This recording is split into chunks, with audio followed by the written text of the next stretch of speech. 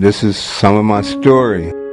My parents divorced when I was 8 years old. It was back in '66. I think that's kind of where things started, because when my father left, it was like there was a void in my life. And growing up in the mean streets of North St. Louis, that was the type of life that my mother didn't want us to live. She came up with the idea that me and my smaller brother would move to Arkansas.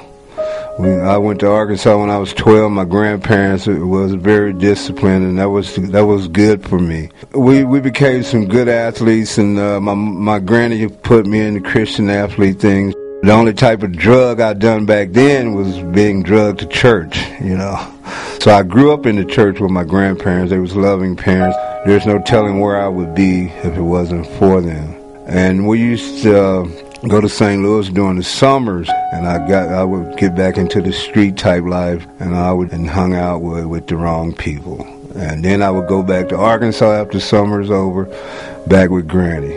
I got a football scholarship for a small school in Kansas, and that's where I met a young lady. And in my second year in the college, we got married, and I decided to go to Cessna Aircraft and quit school. So I decided to raise a family and go to Cessna.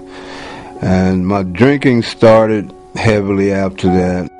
I had a wonderful marriage, a wonderful lady. Later on down the road, they had some layoffs at Cessna Aircraft, and that's when I started working at bars, being a bouncer and bartender. And 11 years went by, and my wife still stuck with me through all of this. And her taking the kids to church and trying to keep the family together, I chose to do what I wanted to do. My marriage fell apart, and my father was never in my life, and I said that I would never be that way, and I would never do that to my children. Even though I was going through a divorce, I would still be there for the children, and I ended up being just like him. That's what I regret the most. And so I went to Nevada, and that's when I got into the cocaine. Things went real bad, and I lost my job because of the drugs. And in 2006, I went to St. Louis. I was hanging out with the wrong people. I was into construction, so I made a lot of money. I wasted everything on my drugs and alcohol, everything. Anything for my drugs, so I loaned my vehicle out, and I got it back finally, and then I came back here to Kansas City. Things had got so bad, I was kicked out of my apartment. And then the police officers here asked me, where was I going? I said, I don't have anywhere to go. And it was raining at the time. And the police officer brought me to the mission. I was over at the overnighters building for about 3 days. And there's this big, tall black gentleman named C.W. walked up to me and said, I think you'll do pretty good across the street, and I think you'll do okay over there.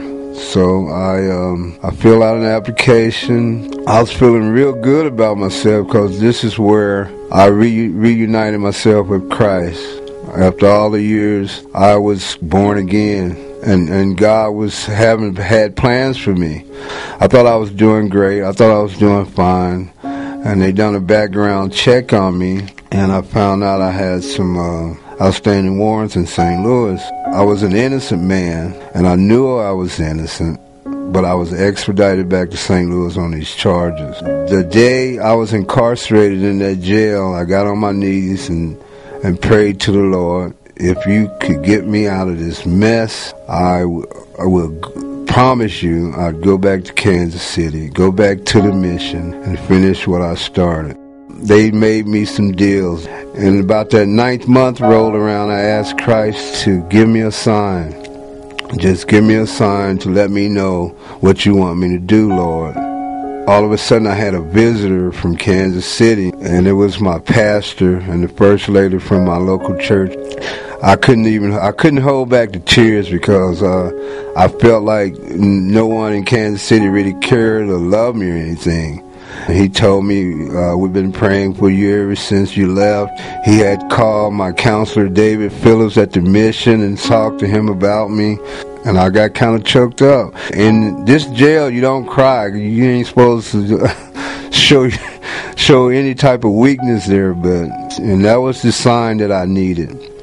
So when I went to trial, God didn't only dismiss the bad charges, He even dismissed misdemeanor charges. And I was looking at 15 years. And when the verdict came back, I was acquitted of all charges. God came through with the promise. I'm back here in Kansas City. I'm back here at the CLP program.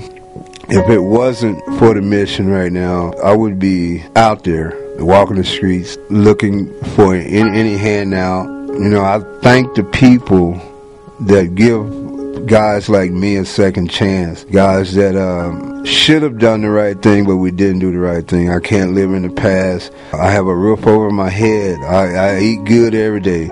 All my needs are met, and it's amazing. I think when I was young, if I would have had a place like this, someone to teach me the Bible and to read the scriptures and have patience with me, the way the counselors do and the staff do around here. If I would have had that at such a young age, maybe things would have been different. So I have a lot of work to do.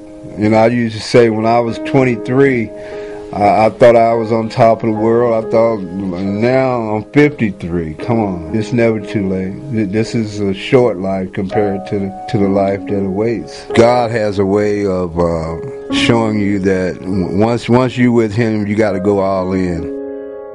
I just thank the world of Him. I love Him. I love the mission.